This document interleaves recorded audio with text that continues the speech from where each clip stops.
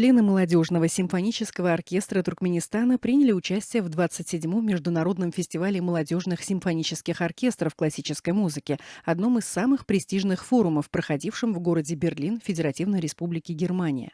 В международном фестивале молодежных симфонических оркестров Young Евроклассик приняли участие 14 ведущих молодежных оркестров и творческих коллективов более чем из 20 стран мира.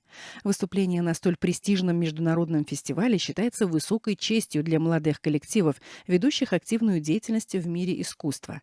Гармоничные выступления членов молодежного симфонического оркестра нашей страны под управлением заслуженного артиста Туркменистана Расула Клычева на сцене «Концертхаус Берлин» произвели неизгладимые впечатления на публику.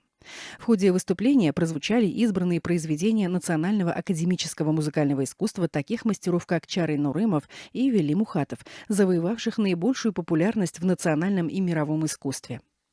Также музыканты симфонического оркестра нашей страны исполнили классические музыкальные произведения народов мира.